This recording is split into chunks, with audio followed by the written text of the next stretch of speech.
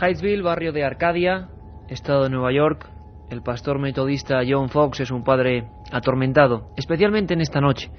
Está escribiendo junto a una vieja mesa de madera y solo ilumina el candil de aceite. Está escribiendo rápido, con gotas de sudor. Está escribiendo preocupado por lo que está ocurriendo en su propia casa, de unas fechas hasta ese momento. ¿Qué escribía el pastor John Fox? ¿Qué le atormentaba?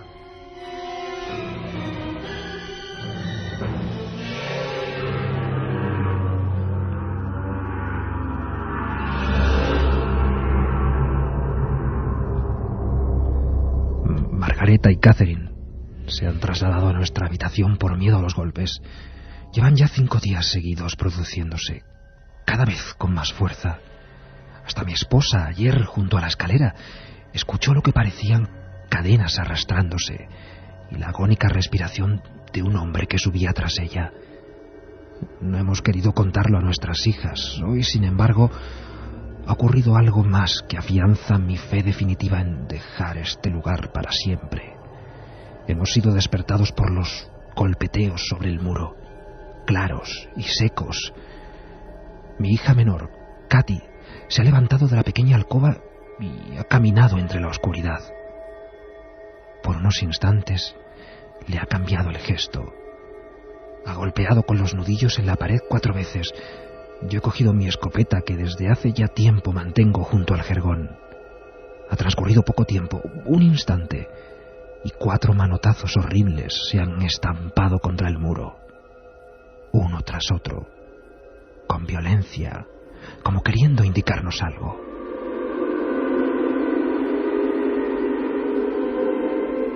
Mi mujer ya no puede más, y mis pequeñas han comenzado a gritar y a llorar, diciendo que ya está otra vez aquí el señor Pezuñas. Que Dios se apiade de nuestras pobres almas.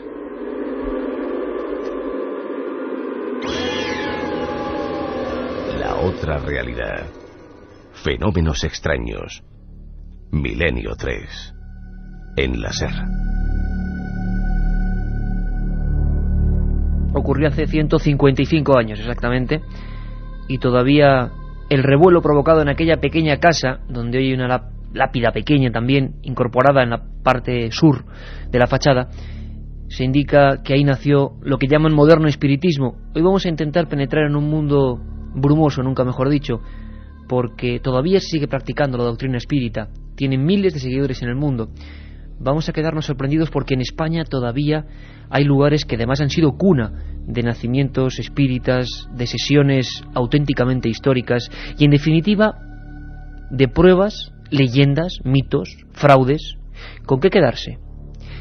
Todos hemos soñado, visualizado, quizá practicado también, quién sabe, alguna de estas sesiones que tuvieron su apogeo precisamente a partir de lo que ocurría en aquella casa, de lo que escribía aquel pastor metodista. Por cierto que al final, debajo de esos cimientos, apareció un cadáver, casi digno de película de terror.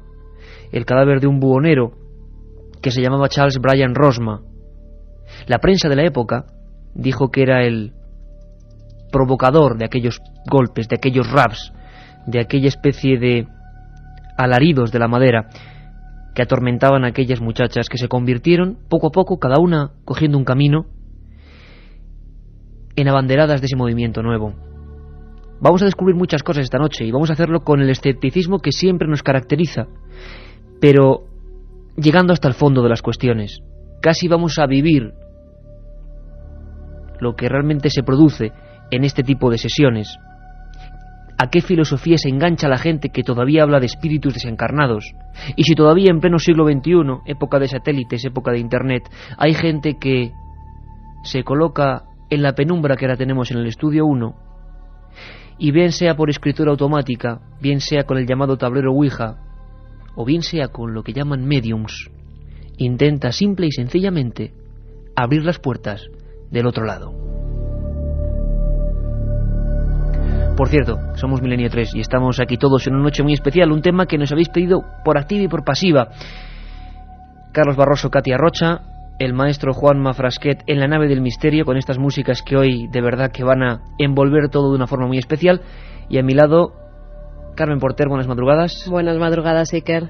Las vías ya abiertas, como siempre, para un tema que tú bien sabes que es constante. Da igual el tiempo que transcurra, da igual los asuntos como Libros Malditos la semana pasada, siempre hay alguien, y cuando digo alguien es un buen puñado de gente, que dice, ¿cuándo por fin vais a hablar de eso en torno a lo que tenemos tantas dudas, el espiritismo? ¿Cómo lo vais a enfocar? ¿Qué vais a hacer? Bueno, quizá hoy la respuesta, ¿no? Nos preguntaban además mucho sobre las hermanas Fox, sobre la Ouija, sobre las tablets, que eran esas cosas, que si había más formas de contactar con esos presuntos seres desencarnados, con los muertos. Y las líneas ya están abiertas en ese 7640, palabra clave, milenio, espacio y lo que vosotros queráis. Vuestras preguntas, también vuestros casos, si habéis tenido alguna experiencia, tanto buena como mala, con la Ouija, pues contárnoslo si queréis. Con la Ouija o con cualquier tipo de... O con cualquier otro método. 7640, palabra clave, milenio, espacio y lo que queráis. Esta noche, y además nos lo pedían ayer cuando estuvimos en Ámbito Cultural presentando los libros, que hacía mucho que no sorteábamos, 3 CDs con todos los programas que se han emitido. ¿Unos 150 programas, Iker? Sí, quedan 50, que no llegaron a grabarse, pero 150, o sea, casi unos toda la 150 colección. programas, casi todos los programas que hemos hecho en Milenio 3, para todos aquellos que escribáis al 7640, palabra clave, milenio. Sortearemos 3 entre todos vosotros. Y hoy tengo que decir, Carmen, que especialmente, así como el programa anterior era de asombro, de aprendizaje común, hoy sí es de esos programas, yo lo siento, aunque os conozco un poco y sé que también os gustan las emociones duras, que iba a ser un espacio... con muchos elementos dignos del recogimiento. Cada uno se recoja donde y como pueda, porque de verdad que estar observando ahora mismo los viejos libros que tenemos en la mesa, o esta fotografía que tengo entre las manos de 10 mujeres enlutadas, a pesar de que son muy jóvenes, las hermanas Fox, con unas caras que parecen de cera, y abajo pone las madres del moderno espiritismo, sigue impactando como el primer día. Cuentan que en Babilonia, precisamente en aquella biblioteca que abríamos la semana pasada, Carmen, ¿recuerdas? La biblioteca de Asurbanipal, en aquellos libros malditos ya había referencias a Gilgamesh y a un amigo suyo muerto, un héroe de la antigüedad, y un amigo suyo que puede ser uno de los primeros espíritus de la historia. Es el 2000 a.C. Aquel amigo muerto parecía vivo y aparecía como una sombra verde. Ya en Egipto se creían los llamados Ku, unos espectros con cabezas de pájaro, y que eran, digamos, personas atrapadas. Fijaos qué definición más concreta hace miles de años, dejada en los misteriosos jeroglíficos, atrapados entre dos mundos. En China incluso, hace 4000 años, había fiestas en honor a los muertos que regresaban del otro lado. ¿Y sabes, Carmen, cómo se representaban? ¿Cómo se les dibujaba? Con la ropa y las heridas, porque siempre se creía que eran espíritus de los muertos en actos trágicos, que el espíritu se quedaba ahí si la muerte había sido dolorosa. Se le representaba en los viejos cuadros, en los viejos tapices, con la ropa que llevaba en el último día y las heridas sangrantes. Y qué hablar de las Sagradas Escrituras. Un mínimo detalle en el libro de Job, en 14 y 16 dice: el miedo, habla en primera persona, descendió sobre mí, y el temblor hacía que chocaran mis huesos. Entonces un espíritu pasó ante mi rostro. Estaba inmóvil, pero no pude discernir su forma. Espíritus, seres, en definitiva el hombre nunca ha acabado de sentirse solo. Como todo es un inmenso misterio, en el fondo casi todo, creo yo, creemos que compartimos este universo con más cosas, pero no sabemos definirlas, y como siempre este equipo de periodistas os va a poner los datos. Vamos a hablar con los representantes hoy en España de las federaciones espíritas. Vamos a hablar, por supuesto, de los fraudes, de la otra cara. Vamos a hablar de qué pasa en América. Vamos a hablar de casos muy poco conocidos antes de las hermanas Fox y en España. Vamos a conocer lugares como Villena, provincia de Alicante, cuna del espiritismo español. Y vamos a conocer casi una sesión por dentro. ¿Os apuntáis? Milenio 3, en la SER.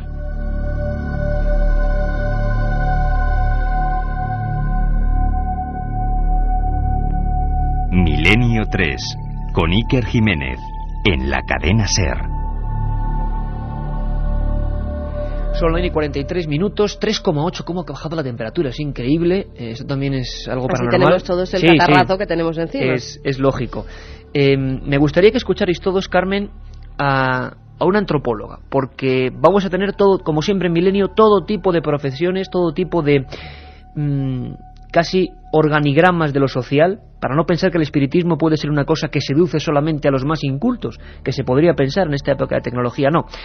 Concepción Reviriego es antropóloga y realizó una tesis que tuvo su polémica, una magnífica tesis doctoral que se llamaba Medicina Popular y Espiritismo, y estaba centrado en un lugar que, como digo, hoy vamos a visitar, Villena, provincia de Alicante, cuna, dicen, de esos primeros movimientos de gente que se reunía con ideas nuevas que llegaban de Europa y de América para contactar, y se hacían sesiones.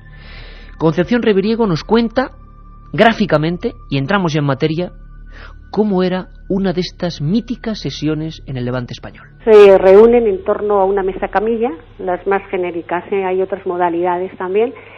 Dirige una facultad, que puede ser hombre o mujer indistintamente. Abre la luz, es decir, se pone en contacto con los seres del más allá. Van apareciendo espíritus de distinta categoría, unos se llaman clarificados, es decir, para que nos entienda la mayor parte de la población, son espíritus buenos. Hay otros que son espíritus oscuros, que serían personas que han fallecido recientemente y todavía no han cogido la luz, no han pasado al más allá. Y entonces lo que se hace es hablar con ellos uno por uno y se les dice en el estado en el que se encuentran y se les pone en el camino de la luz, es decir, se les pasa a otro mundo, a otra dimensión, ¿eh? Estos espíritus son los que luego pueden volver a las sesiones espiritistas y a los que se les pide ayuda y orientación en la vida diaria para las personas vivas, ¿eh? Entonces, dentro de estas categorías de seres espirituales con los que se comunica, lo hacen también algunos que se les supone que son demasiado malos, demasiado oscuros, y con esos es con los que se hace un exorcismo para expulsarles de las sesiones y de las personas a las que han poseído. Como digo, a veces a uno le cuesta, desde el punto de vista de la barrera que uno evidentemente tiene que tomar en estos casos, pensar que todavía esto se produce en España. Y no hay que quedarse, que es lo que vamos a intentar hacer, en el ornamento, porque desde luego que es espectacular lo que parece que ocurre en estas sesiones, sino vamos a intentar penetrar un poco más, porque hay gente que le ha cambiado la vida todo esto, que lo defiende a muerte. Hay tesis, hay congresos, desde el espiritismo, si me permitís la palabra, y por supuesto con toda la dignidad, más rural de algunos lugares, más vivo, que se ha quedado ahí, gente que cree contactar con los muertos, o que contacta, yo qué sé, y que incluso vamos a escuchar cómo hay sesiones de ayuda a los difuntos, a difuntos que creen que todavía no están del todo muertos ni del todo vivos, sino en ese espacio intermedio, como decían en el antiguo Egipto, en los Q, entre dos mundos, para ayudarles. Pero, ¿cómo nos ha vendido el cine? ¿Cómo nos ha vendido la ficción, que siempre se queda corta ante la realidad, lo que ocurre en una sesión? Alguien que lo hizo muy bien fue Alejandro Amenábar en Los Otros. Y a veces, como decía el viejo y mítico Antonio José Ales, la imagen a veces nos frena el instinto. Solo el sonido a veces tiene mucha más crudeza y nos llega a fondo. Yo no sé cómo estáis ahora y dónde estáis, pero solo os pido que escuchéis muy atentamente. Hablábamos con esta antropóloga de lo que es una sesión, pero nos imaginamos una sesión en vivo, nos imaginamos, hacemos un esfuerzo a una persona, una medium, suelen ser personas, mujeres habitualmente, de edad madura, y alguien que va transcribiendo lo que esa mujer, en una especie de garabato, sería un sistema que luego comentaremos, Carmen, la escritura automática, y se va transcribiendo lo que esa mujer, sudando, en trance, a veces surgían ectoplasmas, luego nuestros invitados nos contarán lo que son, iban dejando una serie de garabatos que parecían eso, el contacto con otro mundo. A veces, muchas de estas sesiones, y comentaremos casos con nombres y apellidos, acabaron en muerte, en España. Es decir, estamos manejando, sea lo que sea, algo peligroso. Pero por favor, estáis en la carretera, estáis en la cama, estáis de viaje, estáis haciendo la guardia, veamos en imágenes estas voces. ¿No lo oyes? ¿Hay alguien ahí?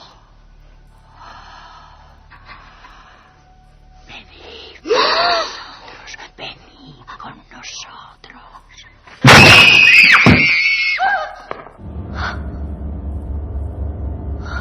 Padre nuestro, que estás en los cielos. ¿Por qué tenéis miedo, niños? ¿Por qué no queréis ser nuestros amigos? Hablad con nosotros. Hablad con nosotros.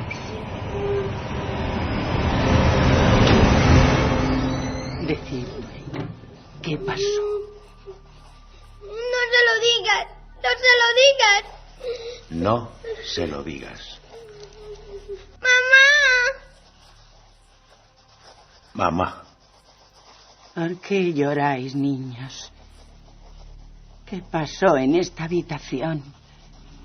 ¿Qué os hizo vuestra madre?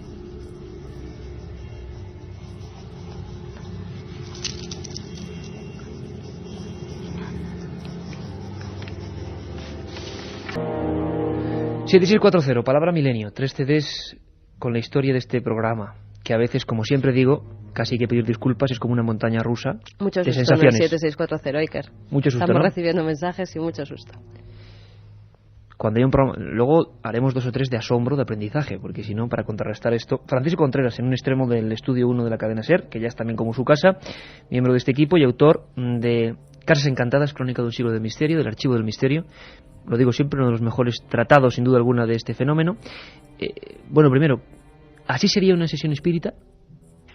Así lo ha reflejado Amenábar en ese film fantástico, haciendo algo real y auténtico, algo que se mantiene. Buenas noches, Iker, buenas noches, Carmen, Katia, Carlos, Juanma. Buenas noches a todos los oyentes. La verdad es que es genial, una genialidad de Amenábar, ¿no? Así se vivían cuando comenzó el espiritismo, tan popularizado y divulgado por Allan Kardec. Así se sigue viviendo el espiritismo en muchos rincones, no solamente de España, sino de fuera de nuestras fronteras. Has hablado de Allan Kardec, que además debe ser un personaje, como vamos a ver, clave para que este espiritismo llegara a España, porque vamos a ver cómo a día de hoy, 2004, mes de marzo, la gente sigue hablando de Allan Kardec como si fuera casi un semidios, con todo el respeto, y sigue en su doctrina, ¿no? Fue el gran evangelista. Me he traído un párrafo de su libro Mi primera iniciación al espiritismo. ¿Este tipo quién es? Allan Kardec nace en Lyon, en Francia, un 3 de octubre de 1804, y conoce el fenómeno de las mesas parlantes. El caso de las hermanas Fox, del cual hablabas... Que luego, si te parece, Fran, con Carmen iremos paso a paso con algunos de los métodos más célebres que más se han popularizado. El caso de las hermanas Fox... ¿Qué eran las mesas parlantes, por cierto? Era un sistema de contacto, una vía de contacto con ese más allá o ese otro lado. Luego ha habido otras muchas y se han perfeccionado. El caso de las hermanas Fox, que divulgó Lewis bajo el nombre de Informe sobre los misteriosos ruidos escuchados en la casa del señor John Fox en abril de 1848, bueno, pues lanzó a la fama todo esto que hoy conocemos como espiritismo. Cuando llegó a Europa, Allan Kardec fue uno de los muchos intelectuales que se interesó por esta clase de fenomenología, de esta clase de sucesos insólitos. Y él, en su libro, como te decía, Mi primera iniciación al espiritismo, bueno, pues narra cómo queda impactado ante una sesión de mesas parlantes. Yo he traído un párrafo y si quieres te lo leo rápidamente. Yo me hallaba entonces ante un hecho inexplicado, contrario a las leyes de la naturaleza y que repugnaba a mi razón. Hube de reconocer un hecho y por consecuencia una causa que lo determinaba, que desde luego conceptué de forma seria y como revelación de una nueva ley que me propuse profundizar. Eso que él llama ley es una lo filosofía que hoy, nueva. Exactamente, es lo que hoy se conoce como el espiritismo, y él fue el gran evangelista en Europa, pero a él le siguieron muchos y de ellos hablaremos. Me vais a permitir una cosa importante, porque hemos hablado con personas que siguen esta filosofía hoy en día. Por ejemplo, María Teresa Cruz, que es coordinadora de la Federación Española Espírita, digamos el gran organigrama, el gran organismo nacional de espiritismo, que bueno, que se encarga de realizar este tipo de actos, este tipo de acontecimientos que nos sorprenden desde fuera, pero que ellos tienen como una religión, como una filosofía. Ya se alejan, digamos, un poco, como decía, de lo ornamental, de lo que nos puede asustar a nosotros, sino que ellos lo que dicen es lo importante es la información que surge a raíz de esas sesiones, lo que surgen, los mensajes que surgen y cómo los interpretan. Ya no se asustan cuando surge algo, que desde luego hay que tener una buena coraza, ¿eh? María Teresa Cruz, coordinadora de la Federación Espírita, que no son muy abiertos, por eso les agradecemos especialmente que hayan hablado con este equipo, porque saben que el tratamiento actual, por ejemplo, en algunos programas televisivos les daña, nos lo han dicho así de claro. Hemos dicho que Milenio 3 simplemente es periodismo que usted expone, que la gente ya juzgará, con toda la seriedad del mundo. La escuchamos porque siguen a día de hoy las doctrinas puras y duras de aquel extraño mago intelectual que nos contaba Francisco, Allan Kardec. El espiritismo como tal es ciencia, filosofía y moral, ¿no? Entonces nosotros hacemos un estudio exhaustivo de estos tres aspectos de la doctrina espírita, ¿no? Que no hay más espiritismo que el de Allan Kardec, ¿no? No hay otro espiritismo. Es el fundador de la doctrina espírita. No es algo que sea de él, porque la doctrina espírita es de los espíritus, como lo dice la palabra, ¿no? Pero para nosotros Allan Kardec fue el que la codificó y fue el que hizo posible que llegara a nuestras manos como hoy en día la estamos estudiando. Existe, como todos sabemos, el plano espiritual. Para algunas personas, pues el hecho de la muerte, de la desencarnación del cuerpo físico, supone el fin. Para nosotros, que creemos en la reencarnación, pues sabemos positivamente que esto no es así, que Dios nos da nuevas oportunidades para poder, como quien dice, resarcir aquello que hacemos mal, ¿no? Volver a hacerlo bien. Y para que el espíritu vaya evolucionando, ¿no? Entonces sabemos que en el plano espiritual existe y que es allí donde estamos cuando dejamos la envoltura física, lógicamente.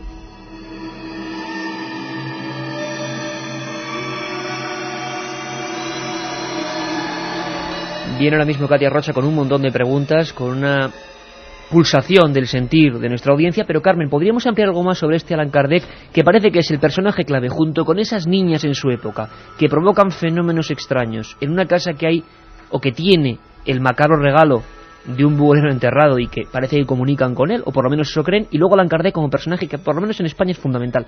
¿Qué datos habría que saber más de él? Se llamaba Hipólito León de Niza Ribail, nació el 13 de octubre de 1804 en Lyon, Francia. Era hijo de un juez y de una ama de casa.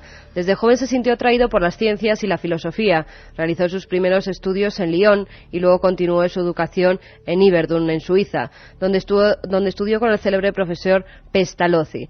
En 1854, Kardec oye hablar de la posible comunicación con los muertos a través de las mesas parlantes. Fue invitado a una sesión y aceptó participar en ella. En un principio se enfrentó a este fenómeno de forma escéptica y aseguraba que «yo creeré cuando vea y cuando consiga probar que una mesa dispone de cerebro y nervios». En una de esas sesiones recibió un mensaje de un espíritu protector que le manifestó haberle conocido en una vida anterior cuando se encontraba con los druidas en las Galias y se llamaba Allan Kardec. Desde entonces adopta ese nombre y se le empieza a conocer en toda la doctrina espírita. Qué interesante, o sea que el famoso Allan Kardec se pone ese nombre porque se lo da un presunto espíritu en una de esas sesiones. Lo cierto es que cuanto más practicaba, más convencido estaba de que podía comunicarse con esos entes desencarnados y por ello también comenzó a practicar con la escritura automática. Todos los mensajes que recogía a lo largo de estas sesiones fueron compilados en el Libro de los Espíritus, que además se puede encontrar... La Biblia de esta gente. Efectivamente, y hoy en día está a la venta en muchas editoriales. Creó también un periódico, la Revista Espírita, donde se recogían los casos y mensajes de médiums en todo el mundo. Posteriormente escribiría otros muchos más libros que son considerados fundamentales en el espiritismo: el Libro de los Médiums, el Evangelio, la Génesis o el Cielo y el Infierno. Pues ahí está, en breves retazos, para que todos lo sepamos al mismo tiempo, Allan Kardec. Katia, rápidamente, no sé, ¿qué dice la gente? Este tema, claro, nos toca en algo muy profundo. Hoy el pulso general de la gente, Iker, buenas noches, es miedo. Los mensajes que sigan mandándonos al 7640, palabra clave milenio, y ese disputadísimo CD que no está a la venta, que nos lo preguntan muchísimo, no está a la venta, y ya dijimos que no aceptábamos sobornos. ¿Tú te meterías en una sesión como la que hemos escuchado, Ana Menábar? Tú serías una buena medium, ¿eh? Sí, gracias. No sé si lo tomarlo como un pirobo, pero no, ya hice una vez la Ouija y no quiero recordarlo porque me arrepiento muchísimo. Bueno, lo cuentas. Oyentes que nos dicen... No creo que lo pueda contar. Porque hay difuntos que se comunican y otros que no. Los míos nunca lo hacen y me gustaría. Carlos de Cambrils. Bueno. Otro oyente que nos dice: me llamo José, soy de Cáceres y quería saber si la Ouija es peligrosa. Mirar lo que pasó en Vallecas. Muchos oyentes preguntan que quieren hacer la Ouija, quieren saber antes si es peligrosa. Hablaremos de eso, ¿no, Francisco? ¿Te parece? Un poquito. ¿De qué es la Ouija? No existe un programa de la Ouija. Haremos un programa, Eterna Cantinela de Iker Jiménez, sobre la Ouija, porque merece un programa entero, pero como método que empieza a surgir... Por ejemplo, comprenderemos de dónde surge la Ouija y que había una primitiva Ouija que no era como la conocemos hoy, las llamadas tablets o planchets.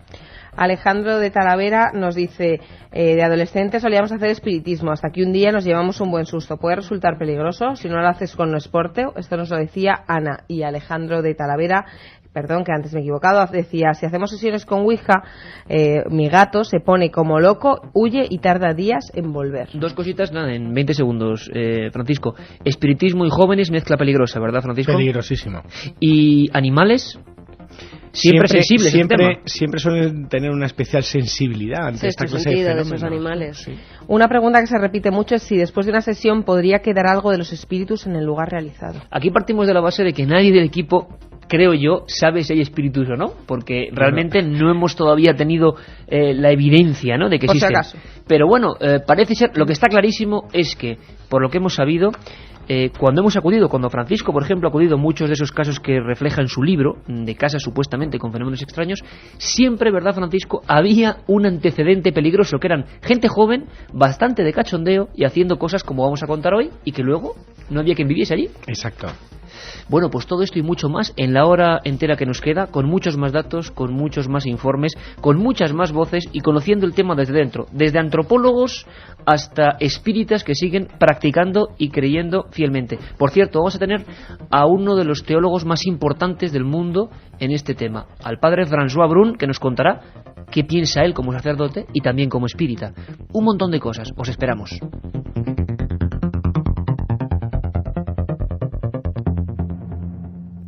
...1937... 200 personas mueren trágicamente en el santuario de la Virgen de la Cabeza. 1971... aparece el fenómeno de las caras de Belmez. 2003... ¿qué relación existe entre estos dos episodios? Descúbralo en Tumbas sin nombre. Un apasionante libro de Iker Jiménez y Luis Mariano Fernández. Una tragedia, un misterio, una investigación. Editado por Editorial Edad. 2 y 7, aquí estamos. Después de los compañeros con las noticias, venimos nosotros con otras noticias, las del otro lado, nunca mejor dicho, la de todo lo que nos asombra. Puede ser ciencia, puede ser arqueología, puede ser criminología. Hoy es puro fenómeno paranormal, o para otros, cuidado, con todo el respeto, auténtica religión y filosofía. Por cierto, Francisco, te veo con un montón de esos libros. Léeme alguno de los titulares, anda, por favor. De esos libros que yo tengo aquí uno, fíjate, obras del padre Heredia, los fraudes espiritistas y los fenómenos metapsíquicos. La Iglesia, por eso lo digo, tuvo mucho que ver en toda esta historia.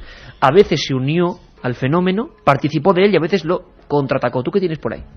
Que esto parece una librería de viejo hoy. Te voy a decir una joya, ¿no? Quizás uno de los libros al que más aprecio tengo. Se llama No morimos. Pruebas científicas de la supervivencia. Obra premiada por la Academia de Ciencias de París. El año es 1925. Y la traducción del libro lo hizo Manuel Aguilar, uno de los primeros componentes de la Sociedad Española de Estudios Metapsíquicos en Madrid.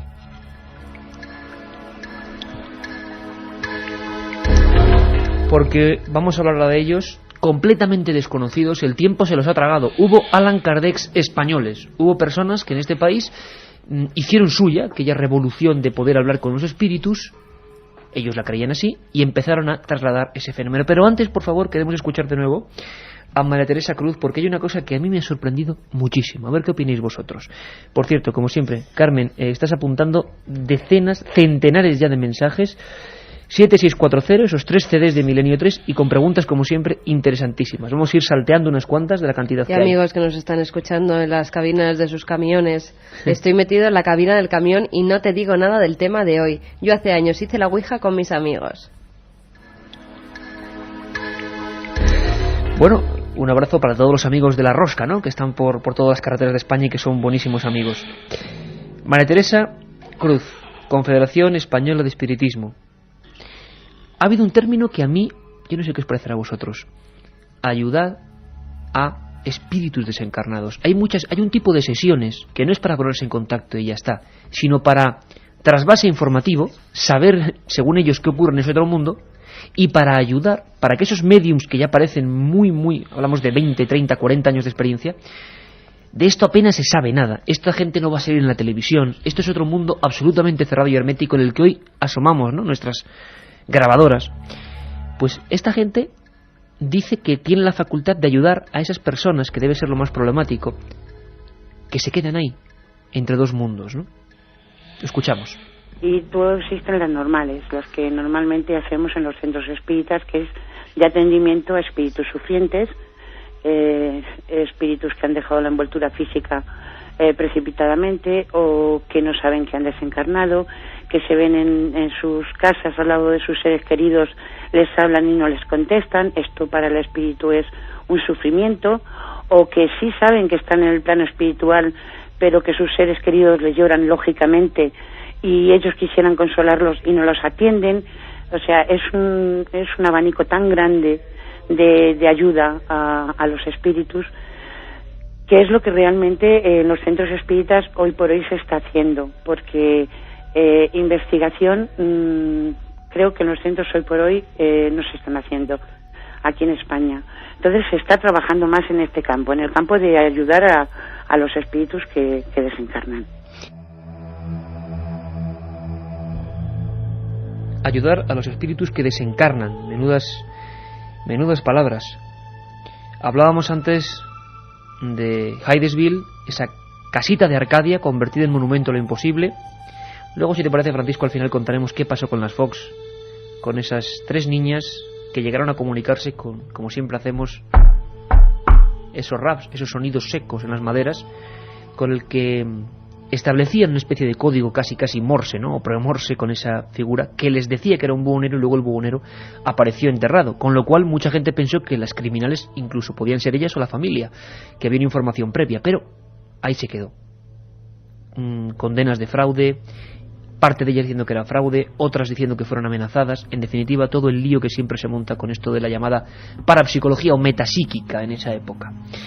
Hemos encontrado, nuestro equipo de investigación ha encontrado un caso anterior, y esto es increíble, a Hydesville, 1847. Pues hablamos de más de 200 años antes, en un lugar de Las Palmas, en Tacande. Fue tan increíble lo que ocurría allí, esos golpes y voces, una voz directa, que Francisco es uno de los fenómenos más extraños, ¿no?, en el espiritismo. Voz directa, no golpes o una medium, sino se escuchaba una voz. Poquísimos casos en la historia de este tipo, ¿no? Prácticamente ninguno. Y una voz que daba además un nombre, el de un antiguo habitante de esa casa. Y ahora vamos a contar la historia de ese habitante porque es terrorífica también. 200 años antes del fenómeno neoyorquino, en las Islas Canarias, pero nadie lo supo, ocurrían cosas asombrosas. Y nos lo cuenta brevemente nuestro corresponsal allí, José Gregorio González. En el año 1628 se empiezan a suceder todo tipo de fenómenos extraños en torno a una casa, y hasta el punto de que, a pesar de la insularidad, de que incluso hoy en día pues hay en ocasiones dificultades para la comunicación entre islas, pues en aquella época el fenómeno fue tan importante, tan contundente, que toda Canarias estaba pendiente de lo que estaba sucediendo, ¿no?, en el pago de Tacande. En principio comenzaron a sucederse pequeños fenómenos, digamos, extraños, movimientos de objetos, ruidos, sobre todo ruidos, cosas que se cambiaban de lugar. Empezó a escucharse una voz que surgía de la nada, una voz directa, ¿no?, que es la terminología que se usa en el espiritismo para referirse a este tipo de fenómenos, y que hablaba con los presentes. Una voz surgida, imagínate lo que puede ser esto, ¿no?, surgida de la nada, y que en presencia de todas aquellas personas que visitaban la casa, pues hablaba con ellos, y algunos de los presentes sufrieron ataques de esta energía invisible que en un momento determinado se identificó como Ana González, ¿no?, un nombre bastante, digamos, común para la época, y que ignoramos si realmente obedecía a una persona que realmente se hubiese llamado así, ¿no? Caso estremecedor, Canarias, 1628. Hay documentación, auténtico expediente X antiquísimo, anterior a todo lo conocido, investigación eclesiástica.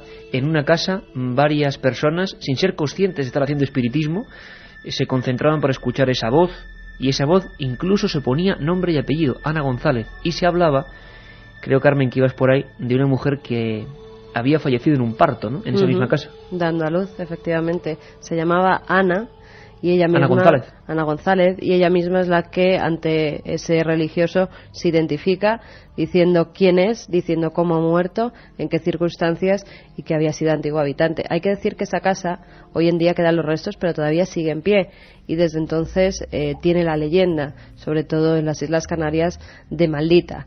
Desde ese momento en el que empiezan a producirse los fenómenos paranormales, no vuelve a ser habitada. Y hablamos, ojo, de casi 400 años. Y es que nuestro país y el archipiélago, todas partes están absolutamente colapsadas de fenómenos de este tipo, que no tuvieron la fama, desde luego, de las hermanas Fox, pero pasó algo parecido o más espectacular. Nuestro compañero, como siempre hace la gente de Milenio 3, sigue investigando y está detrás de informes eclesiásticos de lo que pasó, quizá la primera investigación oficial de la Iglesia de un fenómeno de preespiritismo. Escuchamos a José Gregorio. Yo intenté localizar este informe dentro de los documentos de la Inquisición, y es curioso porque en aquella época la Inquisición estaba muy fuerte en Canarias y no hay ninguna reseña al caso de la dama de Tacande en los archivos de la Inquisición. Y también hemos intentado hacer indagaciones, de momento infructuosas, en los archivos de la diócesis canariense. En aquel momento el obispado, solo había un obispado para toda Canarias y estaba con sede en Las Palmas de Gran Canaria. Y el obispado abrió una investigación trasladando al testigo principal de los acontecimientos, que se presuponía era sobrino de esta misteriosa Ana González, y lo tuvo por espacio de varios meses en el obispado de Gran Canaria por obra del obispo Cristóbal de la Cámara y Murga, interrogándolo, investigando. Incluso se supone que llevaron algunas de las cruces que se materializaban en medio de esas reuniones, esas convocatorias de gente, ¿verdad? Pero tampoco hemos podido localizar ese informe, aunque tenemos indicios muy muy serios de que efectivamente en los archivos del obispado sí que existe informe sobre este asunto, ¿no?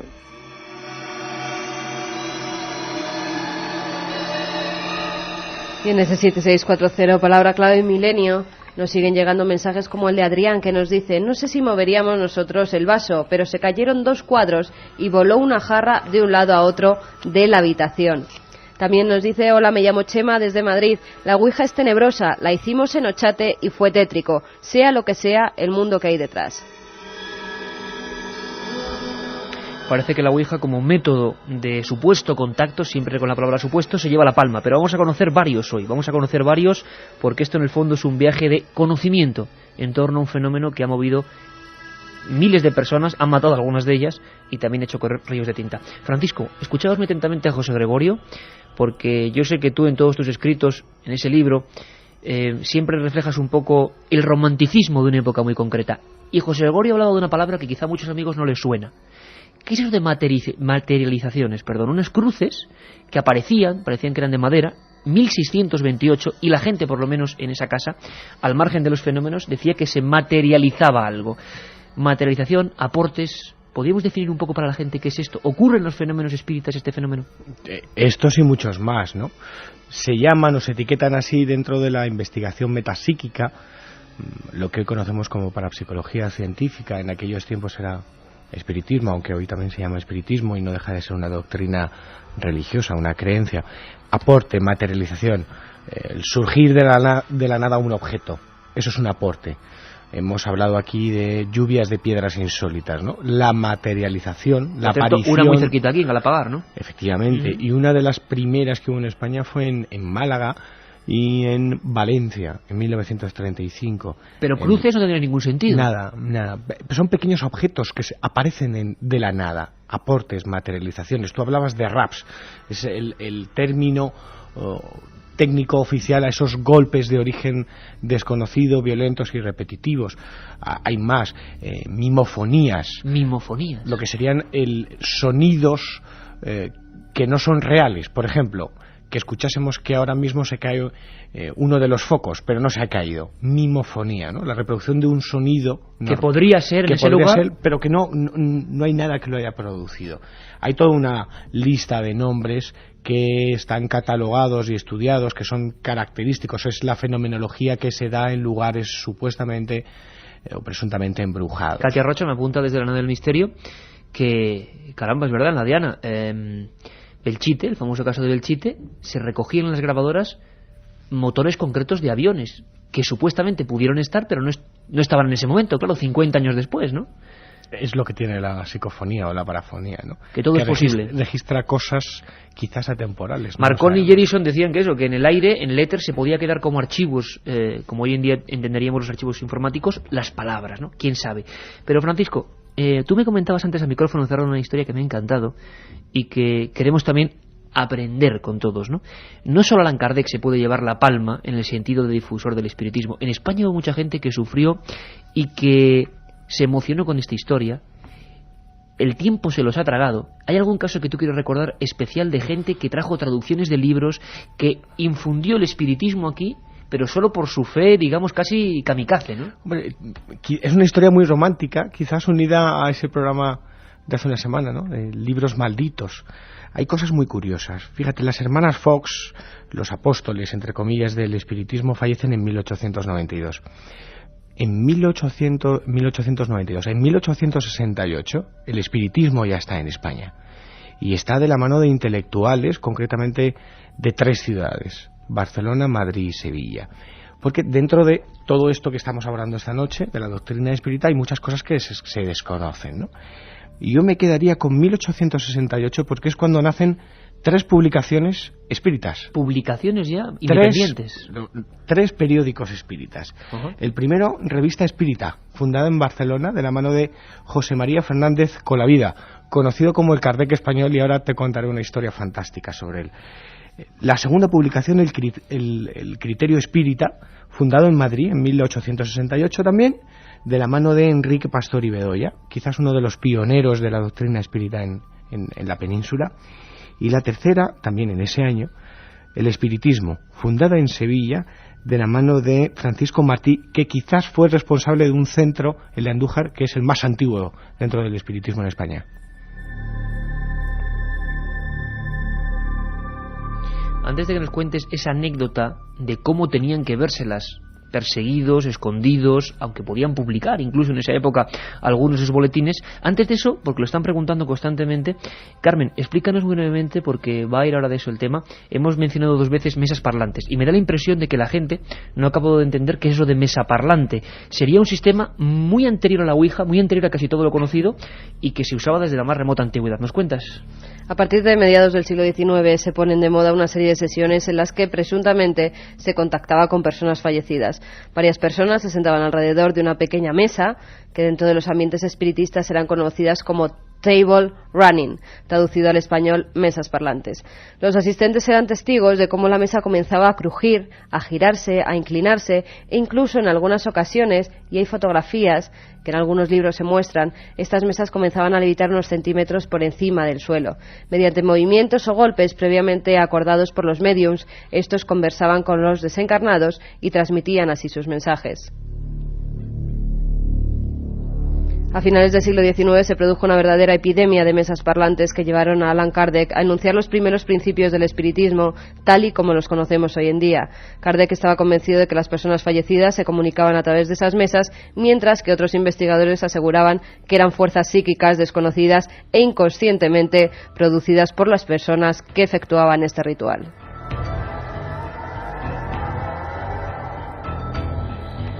Interesantísimo, porque ya hay 2 teorías importantes. Una son los desencarnados, otra es nuestra propia fuerza mental. La misma que hay con la Ouija también. Y con todos los métodos de este tipo de supuesto siempre contacto. Hablamos de mesas parlantes. Fíjate en España la cantidad de cosas fantásticas y fascinantes que tenemos. Maestrazgo de Castellón, un santuario excavado en la roca, Balma.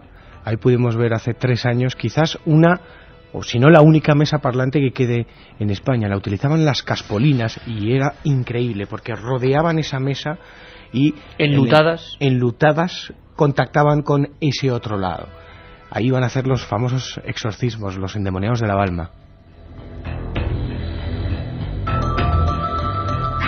Está tremendo esto hoy. Y yo me acuerdo, Francisco, siguiendo las famosas mesas parlantes de Nules, en un último caso en España, en Cataluña. Incluso esta misma cadena, la cadena SER, pudo grabar en aquel momento cómo la gente, por lo menos había 2 o 3 mesas donde supuestamente el espiritismo podía ser hasta grabado. Mesas que, tocándolas simplemente con las yemas de los dedos, hacían unos movimientos espectaculares, hay fotografías con todo el pueblo fuera, pero es lo de siempre. Un extraño velo, el que tapa todo el tema del espiritismo, se las llevó para siempre. Por cierto, la anécdota de ese hombre, ¿qué le pasó? ¿Cómo trajo sus primeros libros de espiritismo a España? Hombre, hablaba de libros malditos. En 1861 es una fecha maldita para el espiritismo porque en Barcelona, el obispo de Barcelona, la Iglesia quema más de 300 volúmenes dedicados al espiritismo. Toda la obra de Allan Kardec que había en España la quema, ¿no? La verdad es que sufren una pequeña persecución. Y bueno, lo curioso es que este notario militar, José María Fernández Colavida, conocido como el Kardec español, consigue de forma clandestina ponerse en contacto con un capitán que se llama Ramón Larguier, que era comandante de un vapor que se llamaba el Monarca.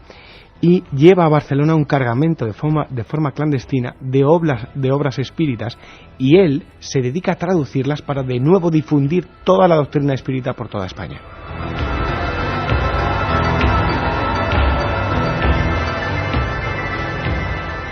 Desde luego, crónica de otro tiempo, un tiempo en el que estamos ya viajando con la fuerza y la magia de la radio. ¿Os imagináis, no? Hablamos de eruditos, de pilotos, de cargueros, de personas de alto nivel social que son capaces de traducir de diferentes lenguas y que están intentando escapar de la vigilancia general, imagino, de la religión y de otros conductos, para beber de esas obras que eran malditas y benditas para otros. Hablaba Carmen de mesas parlantes, luego vamos a hablar de Ouija, de muchas más cosas, aunque como digo, el programa de la Ouija es otro. Escuchábamos la sesión que reproducía Los Otros de Alejandro Amenábar y que a más de uno le ha puesto el corazón en un puño. Escuchábamos o vivíamos la presencia de esa medium que a veces mediante la escritura automática garabatea cosas que no tienen sentido, pero que luego, según cómo se lean, cómo se ponga el papel, empiezan a cobrar, e incluso a veces son letras perfectamente definidas. Se interpretan a veces incluso un transcriptor lee junto a la vidente, junto a la medium, lo que los supuestos amigos o enemigos del otro lado le han dicho. Una sesión de espiritismo como la iniciada antes podía terminar, como ocurrió muchas veces, de forma dramática. Preparaos. Una sesión de espiritismo como las que estamos viviendo en esta época de inicios del siglo XX, finales del siglo XIX, podía a veces, o muchas veces, mejor dicho, terminar de esta manera.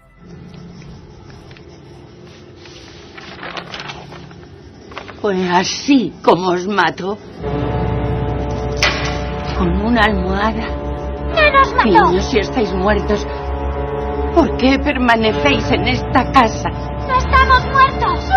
¿Por qué permanecéis en esta casa? ¡No estamos muertos! ¡No estamos muertos! ¡No estamos muertos! ¡No estamos muertos! ¡No estamos ¿Por qué permanecéis en esta casa?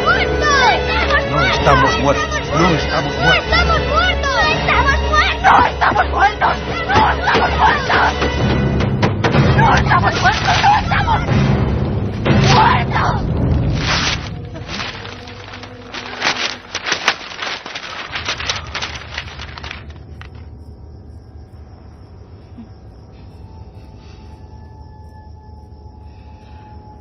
¿Se encuentra bien? Sí. Un poco mareada, eso es todo. ¿Qué ha pasado? Se han manifestado.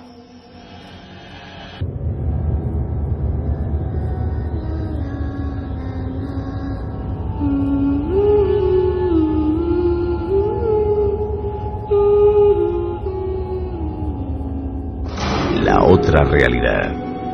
Fenómenos extraños. Milenio 3. En la SER.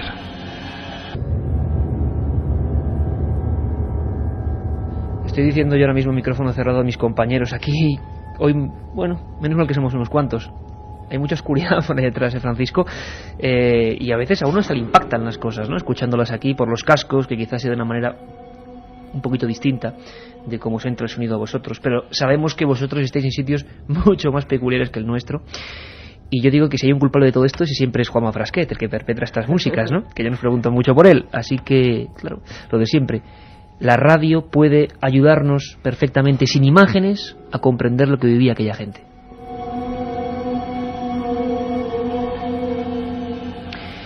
La Iglesia siempre ha sido, como decíamos, un elemento curioso en toda esta historia.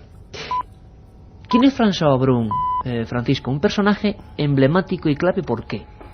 Hombre, François Brun... Bueno, aparte de licenciado en Teología, exacto, por el Instituto Católico de París, ni más ni menos, licenciado en Sagradas Escrituras por el Instituto Bíblico del Vaticano en Roma, sacerdote, por supuesto, pero encima provoca una inmensa polémica porque hace un libro que en España publicó Edad, por cierto, hace muchos años, se llama Los muertos nos hablan. Menudo titular. Quizá por eso este hombre es en parte también para muchos un hereje dentro de la Iglesia. Representa un punto de la Iglesia que no es normal. La Iglesia, como decías tú antes, perseguía y quemaba los libros. Y rechaza y está en contra no frontalmente, pero sí, por lo menos de forma peculiar, está en contra, vamos a decirlo así, de todo lo que sea espiritismo y prácticas espíritas.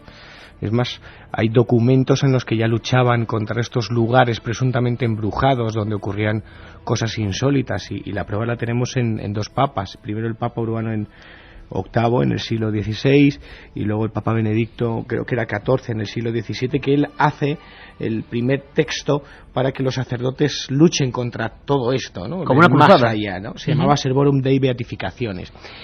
François Brun es uno de esos hombres valientes que no tienen miedo a decir que hay un más allá, que las comunicaciones son posibles, y que no entiende el muro de silencio que hay en este tema. Pues es muy fuerte. Lo dice él, lo escuchamos. François Brun, sacerdote, licenciado por el Instituto Católico de París y por el de Sagradas Escrituras del Vaticano. Auténtico revuelo causó esto en su día, y nos dice lo siguiente: ese muro de silencio y lo que se está haciendo en otros países. Exactamente. Per me no hay duda, para mí no hay duda ninguno. Muy a menudo fui en Italia, porque en Italia son convenios, congresos cada mes, y tengo la oportunidad de encontrar allá muchos investigadores de Italia y de Alemania. Es más conocido en Alemania y en Italia, y son asuntos estupendos de comunicaciones desde el más allá, sobre todo con las familias, con los niños. Y para mí no hay ninguna duda posible que estos asuntos, estas comunicaciones me parecen muy normales. Lo que para mí no es normal es este muro de silencio entre el más allá y nuestro mundo. Creo que Dios no lo ha querido nunca.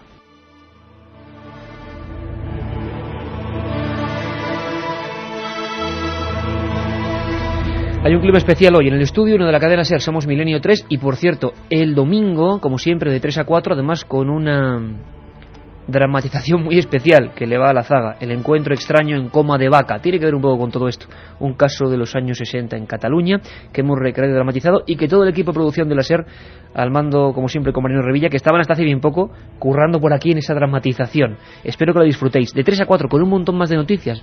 Va a estar Luis Ruiz de Gopegui, el antiguo director de la NASA en España. Vamos a saber desde Washington qué pasa con todo esto de la foto de Marte. Siempre sabéis que la actualidad, porque mucha gente lo pregunta, la actualidad viene los domingos. La actualidad, las noticias de la última hora, con todos los corresponsales de la SER, los domingos. Aquí, el viernes, los dossiers, los monográficos. Planchet. ¿Qué es Planchet? Otra de las preguntas que están surgiendo. Planchet es lo mismo que Ouija, es anterior. ¿Qué ocurre? Cuéntanos, Carmen. La Planchet fue el método anterior a la Ouija. Se utilizaba para contactar con los muertos. Se trataba de una pequeña canasta con un lápiz atravesado, con el que el medium, después de concentrarse, hacía de mediador de los espíritus, y así escribía mensajes que estos le transmitían. Este instrumento evolucionó convirtiéndose en lo que hoy en día se conoce como la planchette, palabra francesa que significa pequeña tabla. Se trata de una tablilla de madera con forma de corazón, sobre ella se disponía un lápiz, pero ese método fue dejándose de utilizar porque la escritura no era legible, efectivamente, y se pasó a lo que hoy en día conocemos como escritura automática. Que luego conoceremos. Katia, vienes con un buen mazo de mensajes. Cuéntanos un poco eso, Hay el muchos pálpito. oyentes que se siguen preguntando en ese 7640 con la palabra clave milenio cómo se puede demostrar que una persona es medium. Uno de ellos nos dice: una doctora española experta también en medicina china analizó una gota de mi sangre y me dijo que yo era medium en potencia. ¿Tiene algún sentido esto? Eduardo de Sevilla nos lo pregunta. Y hay otro oyente que nos dice que si él quiere ser medium, Rosa de Madrid, ¿cómo lo puede hacer? Yo creo que no hay escuelas de mediunidad, y el problema que hay, cuidado, es una opinión personal, es que en estos temas, como en casi todo, nosotros somos informadores, pero los que se dicen sabios de estos temas y los que se arrojan una supuesta verdad, es decir, yo soy medium y tú no, y mi poder es heredado y tú no, ¿qué prueba tienen de ello? Que sepamos, no hay cursos, es decir, así como la gente puede aprender el espiritismo, el que es el medium que contacta parece que se nos aprende, ¿no, Francisco? Lo llaman en el sur personas con don, con la facultad. Además Carmen lo sabe bien porque aquí en la radio tenemos un compañero tradición. Que nos dice que a los niños pequeños desde la escuela se les tiene que enseñar a mirar. Enseñar a mirar, madre mía. Bueno, otro oyente nos comenta: qué grima pensar que hay almas errantes mirándonos cada minuto. Prefiero la cámara oculta. Valentía para los medios. Esto nos lo dice María. No sé qué pensar, porque tal y como está la cámara oculta... Sí, hay muchas referencias a ciertos programas de televisión, pero como aquí tampoco... Es mejor no comentarlos. No vale la pena darles un minuto. Bueno, varios oyentes, Juan Antonio de Ponferrada y otro, sin embargo, que nos escribe desde Málaga, quieren saber cuándo es el programa en Ponferrada porque quieren pedirse días libres para acompañarnos. Sabemos, no sé si se puede confirmar todavía ya, pero 23 de abril. Pero tenemos un problemón, Katia, hay que decirlo, porque lo hablamos precisamente con Mariano Revilla. Hay un problemón porque a ver cómo hacemos con las invitaciones, que por supuesto siempre será gratuito, pero que nos entendáis, que el problema que tiene Milenio 3 es que va gente de cualquier punto de España. ¿Y cómo se calcula eso? ¿Cómo se va a poder reservar eso? Y además hay que dar igualdad de oportunidades a la gente de dentro y de fuera. Bueno, intentaremos negociarlo, a ver cómo lo hacemos. Intentaremos que entre la mayor parte posible pero el aforo también es limitado. Desde fuera, 600 y 700 personas. De Ponferrada y sobre todo de otras provincias. Estar muy atentos también. El viernes y los domingos. Ponferrada, 23 de abril, Noche Templaria. Promete ser algo inolvidable. En pleno corazón de León. Félix Aro de La Rioja dice: ¿hay alguna manera de saber si se puede notar la aparición de un espíritu, sobre todo cuando crees que puede estar y no lo sabes?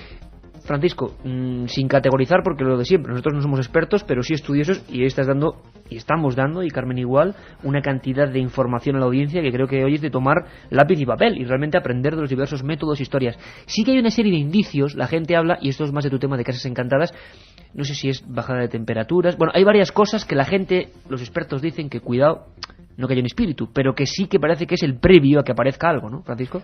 Hay uno que es el común, que es la bajada de temperatura. Es decir, estar en una sala y que de repente te baje no estamos hablando de 1 grado, 2 grados, estamos hablando a lo mejor hasta 10 y 15 grados. Ahora miramos el reloj y se tenga una sensación de ambiente helado, ¿no?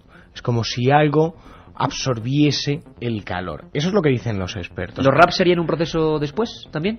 Los RAPs es parte de la fenomenología. Yo me quedaría con el cambio de temperatura.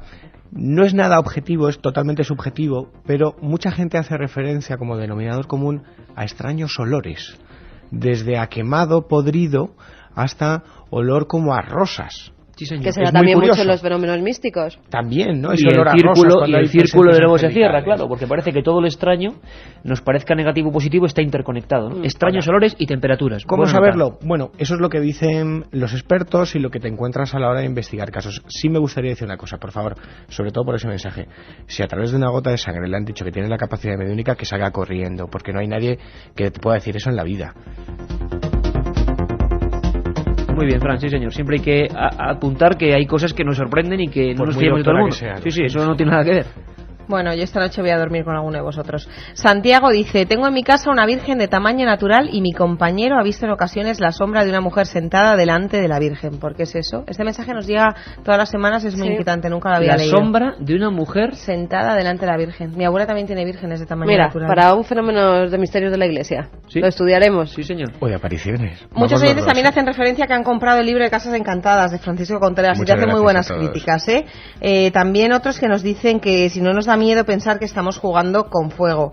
Tony de Alcoy, que está cansado de mandarnos mensajes y que no nos leamos. Y que no leamos sus mensajes, Tony de Alcoy. Es que no me da tiempo a leer todos.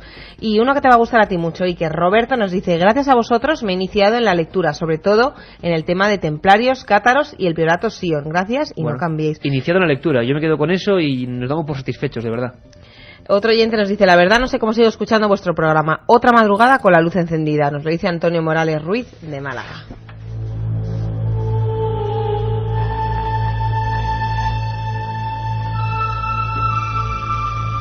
7640, Palabra Milenio, 3 CDs con la historia, sobre todo porque mucha gente se incorpora constantemente. Nos pedís temas que hemos tocado hace un mes, hace 2, y estamos aquí desde junio del 2002, desde el 1 de junio de ese año, y no hemos descansado ninguna semana, o sea que hay muchos programas por escuchar y reescuchar en esos CDs, en el 7640, Palabra Milenio. Carmen, Francisco, toda la audiencia, amigos, escuchadme atentamente a François Brun esta segunda parte de la conversación, porque a mí me ha dejado particularmente inquieto y tiene mucho que ver con lo que los oyentes están preguntando. Esa sensación de qué hacer, quién está al otro lado, son lo que creemos que son, por qué van a ser los muertos, por qué va a ser nuestra fuerza, por qué no puede ser otra cosa. Pero claro, escuchado en esta autoridad mundial eclesiástica, suena muy fuerte. Lo escuchamos.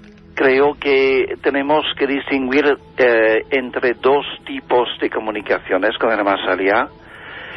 Comunicaciones con queridos muertos de la familia o amigos próximos, y entonces no hay dificultad ninguna. Creo que tenemos el diálogo y que no hay duda que es una verdadera comunicación con el más allá. Pero son otros casos donde reciben mensajes mucho más importantes, con un contenido más filosófico, religioso, científico, y en este caso es siempre el problema de saber con quién de verdad hablamos. Y eso es un problema.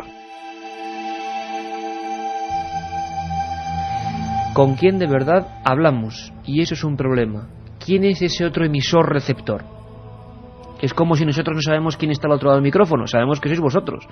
Pero en el caso del espiritismo, a mí me gustaría hacer una puntualización ahí en quién es el emisor.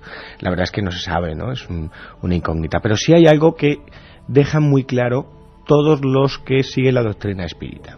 Cuando uno se sienta a hacer una sesión, ya sea con una medium o ya sea como una ouija, como comentan en los SMS, en función de la intencionalidad del experimento, así será el resultado.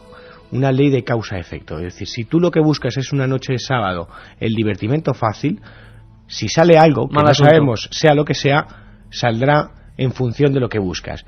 Mientras que si tú buscas un interés filosófico, moral, de conocimiento humanitario, como buscan en los centros espíritas, el mensaje es de una calidad humana, filosófica y moral increíble. Por eso viene la duda.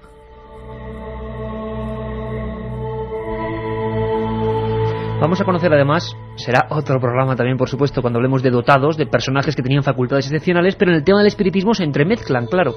Muchos de ellos, luego Pablo Villarrubia desde la Casa do Brasil, nuestro reportero brasileño, nos hablará de Carlos Mirabelli, uno de los más extraños. ¿Cómo definirnoslo en 30 segundos? Fotos antiguas y gente que por la nariz, por la boca, por las orejas expulsa una extraña sustancia. Son fotos clásicas, tú reproduces varias en el libro. Es un fenómeno, Carmen, que tú también en tu libro Misterios de la Iglesia has tenido por los fenómenos de místicas. ¿Qué es esa especie de algodón? ¿Qué es esa especie de sustancia gelatinosa blanquecina que en algunos casos se ha llegado a analizar, que tenía un alto contenido de sales y que parecía material mucoso? Se llamó ectoplasma. Y parece que en muchos fenómenos ya muy agresivos, a la tremenda, de esa época del inicio del espiritismo, hablamos de premios Nobel, de personajes como Charles Richet o William Crookes, que son los que le dan autoridad a estas primeras investigaciones. Y luego leeremos alguna frase de lo que ocurría en esas sesiones terrorífica. Ocurría en ectoplasmas, y a veces en ectoplasmas, esa sustancia que salía de la oreja de una persona que sudaba, que perdía peso, se transformaban en caras o en cabezas. Fotografías impresionantes. Seguramente un altísimo porcentaje, estoy seguro, fraudes. Fraudes espinosos de gente para engañar a esos científicos, pero otros nunca se pudieron resolver. La duda que puede tener la audiencia hoy, que hay algo que ir de lápiz y papel, ¿qué son los ectoplasmas? En numerosas sesiones organizadas por los mediums eran de lo más habitual que se produjeran manifestaciones fantasmales a través de lo que denominaban ectoplasma. Se trata, según dicen los expertos, de una sustancia de la que en teoría están formados los fantasmas en sus materializaciones y que dejan como rastro de su paso real por nuestro mundo. Es una sustancia blanca y viscosa, desagradable al tacto y que proviene del más allá. Espíritus que provocan cuando menos sustos, espíritus, si es que son espíritus, que no lo sabemos. La portavoz o coordinadora de la Federación Espírita Española, María Teresa Cruz, nos habla de una cosa que creo que es clave para explicar muchos fenómenos de los que hablan nuestros amigos, de esos sustos que se han llevado practicando el espiritismo. Ella dice que los espíritus no pueden hacer eso y que siempre hace falta la participación de un medium consciente. Es decir, lo que decía Francisco Contreras, quizá alguien o un poco malévolo, o haciéndolo de cachondeo, que inconscientemente incluso genera la entrada de esas cosas más o menos malignas. Lo explica ella mejor que yo, desde luego. Dentro de los espíritus existen muchas categorías de espíritus, porque los espíritus no son otra cosa nada más que los hombres desprovistos del cuerpo físico, porque el hombre, la persona cuando desencarna, no varía, sigue siendo la misma, sin cuerpo, pero sigue siendo la misma. Entonces, hay espíritus burlones, hay espíritus malos, hay espíritus obsesores, hay espíritus de toda índole, igual que las hay encarnados. ¿Qué pasa? Que se complacen en este tipo de cosas. Unos son por venganza, otros son por juergas, cosas así, ¿no? Entonces, cuando sucede cualquier cosa de este tipo, cualquier espírita sabe que esto sucede porque hay mediunidades de efectos físicos cerca. Porque los espíritus no pueden hacer nada si no tienen una mediunidad de efectos físicos. El espíritu por sí mismo no puede hacer nunca nada.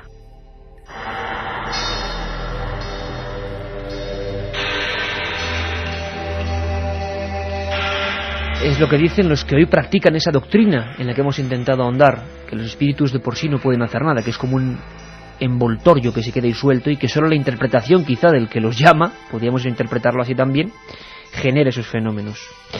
Hay oyentes que están escuchándonos de menudos sitios, Carmen. Me parece que les gusta pasarlo un poquito mal, ¿eh?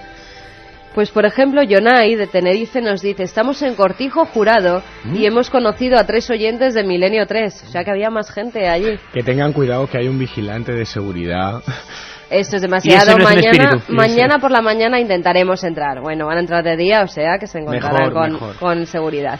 También nos dice: hola, soy un chico de Ciudad Real y os oímos desde un antiguo manicomio. Me gustaría que pusieseis la versión original de Gladiator. Felicidades por el programa. Y también un amigo que nos dice: sois malvados, soy Manolo de Granada y sigo de guardia en quirófanos. Y si viene una urgencia, ¿qué? Pues atenderla, por supuesto, que nadie deje de atender sus labores porque esté enganchado a Milenio 3. Faltaría más. Villena, Francisco, provincia de Alicante, como un lugar donde nace el espiritismo español, digamos, o se irradia, y parece curioso, ¿no?, que sea una ciudad tan pequeña, llena de curanderos, tú lo conoces muy bien. Ahí ocurrieron cosas prodigiosas, ¿no? Hombre, Villena es un lugar mágico que merecería un programa entero porque es la capital del espiritismo y de la medicina popular.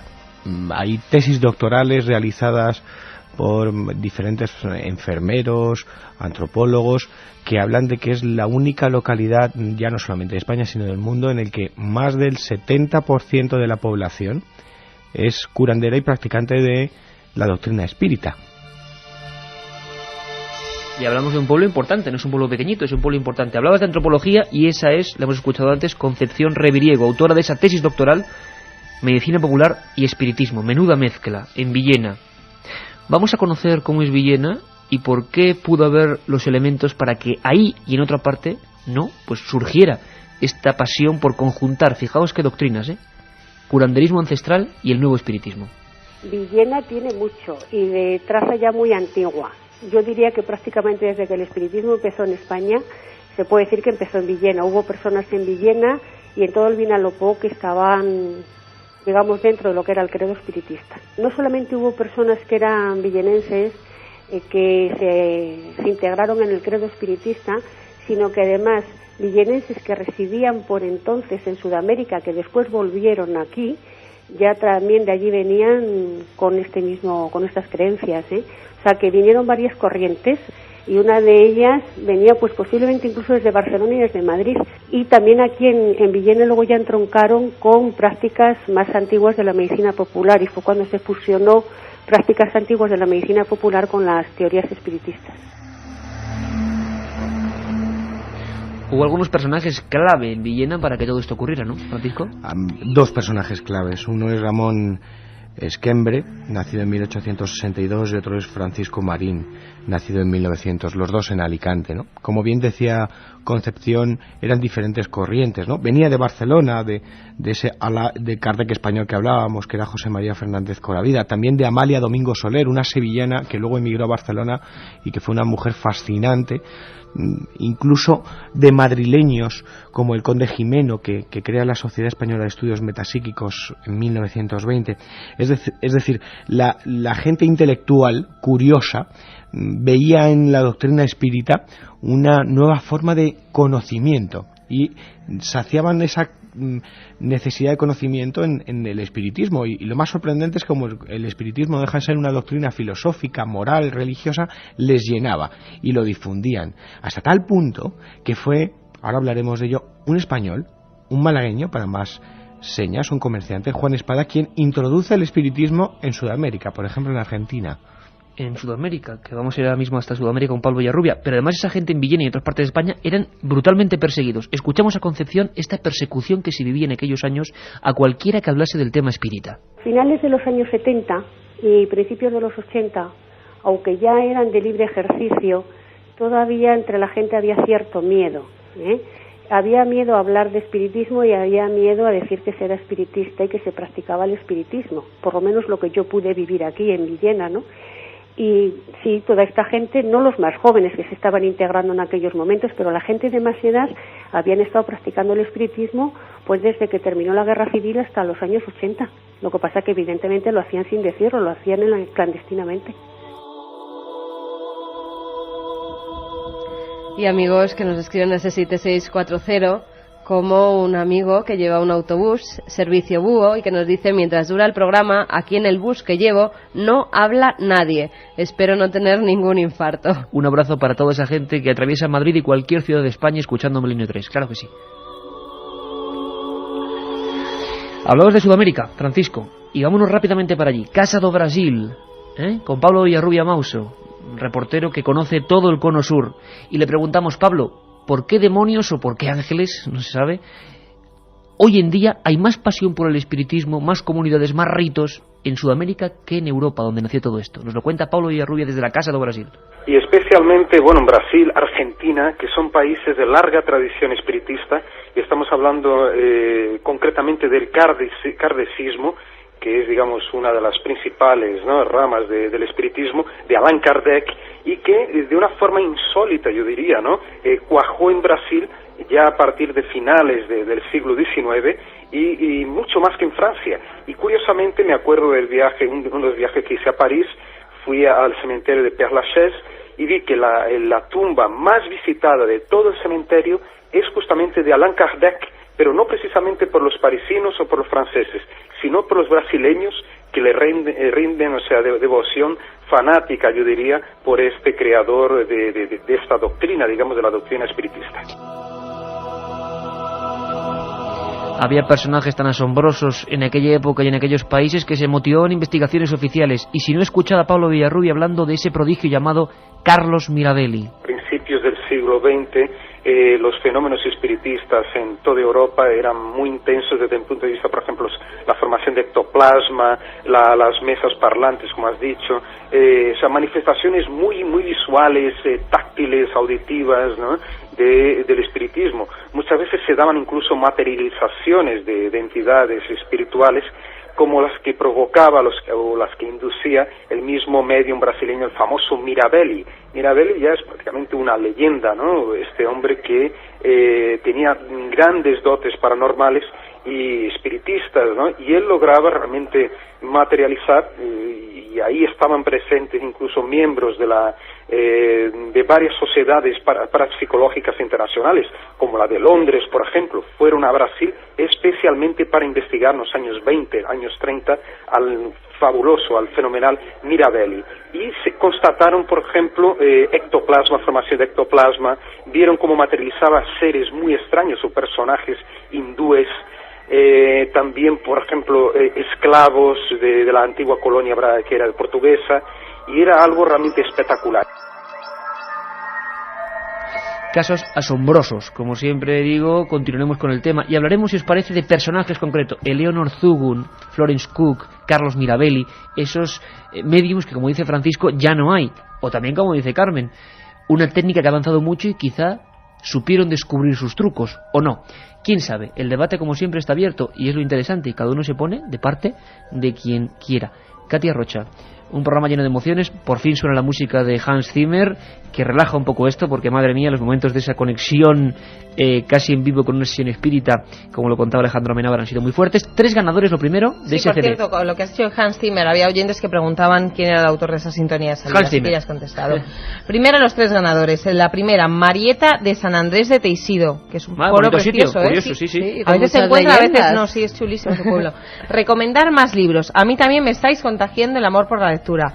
por saber más. El librero de mi pueblo está encantado. Los sábados por la mañana le encargo todos los libros que recomendáis. Bueno, hay muchísimos, aparte de Casas Encantadas, de Francisco Contreras, de Misterios de la Iglesia, de Carmen Porter, sobre todo estos temas. Hay uno que es Fenómenos Sobrenaturales, que acaba de sacar también editorialidad. Hay muchísimos, es imposible quedarse... Haremos un programa, ¿no?, como siempre, sobre biografía, pero sobre este tema, desgraciadamente, como casi siempre pasa, la mejor es la antigua, la que es inencontrable. Por ejemplo, los libros que tenemos aquí, es muy difícil, y en Internet no se encuentra, otra duda, en Internet no se encuentra. En los puestos de San Andrés de Teixido, en las librerías, hay verdaderas joyas. ¿Sí? De libros Bueno, antiguos. pues es una auténtica gozada. Bueno, David de Zamora dice: yo creo que es algo natural, hay diferentes planos de la realidad y es lógico pensar que no estamos solos, no hay que tener miedo. Otro CD para él. Y por último, Luis Fernando de Ceuta, que nos dice: Iker, ¿cuándo vienes al País Vasco? Enhorabuena, porque en esta ocasión vas por encima de Madrid, pero a ver si vienes más a tu tierra. Deberías pensar una fórmula para que todos los oyentes podamos tener ese CD, porque nos tienes castigados. Bueno, pues a ver si ahora seguimos viajando. De momento, Ponferrada. Queremos hacer esas noches, ¿verdad, Carmen, en Toledo? Por lo menos en una noche de investigación. Un recorrido por ese Toledo mágico. Porque es maravilloso. Hombre, y donde nos propongáis. De momento parece que lo que está claro es Ponferrada, día 23, y además con muchos amigos y corresponsales por toda España. Ha sido un placer, hemos penetrado en el mundo del espiritismo con todo el rigor posible, hemos sabido de muchas historias y ahora nos tenemos que marchar. Francisco, gracias, compañero, que siga tu éxito en Cadena SER Málaga, que sabemos que está rompiendo la pana, como quien dice y dicen los modernos, con esa sección. Se hace lo que se puede. Pues Iker. un saludo para toda la gente amiga de esa apuesta que han hecho en el Hoy por Hoy de Málaga. Gracias, Carmen, gracias, Katia, gracias, Juanma. Simplemente lo que hemos hecho es eso, viajar a un mundo que siempre ha permanecido un poco vedado, del que solo se habla legendariamente y que sin embargo, hoy lo habéis comprobado, estaba lleno de nombres, de datos, de historias, de fechas, de documentos. Ha sido un poco, como decía, para lápiz y papel, pero a veces merece la pena, ¿verdad? Saber un poco más. Es lo que quiere este equipo de reporteros, simplemente conocer con todos vosotros. Un abrazo, nos escuchamos el domingo. Y ahora viene Mara Torres, un abrazo. Milenio 3, con Iker Jiménez, en la Cadena SER.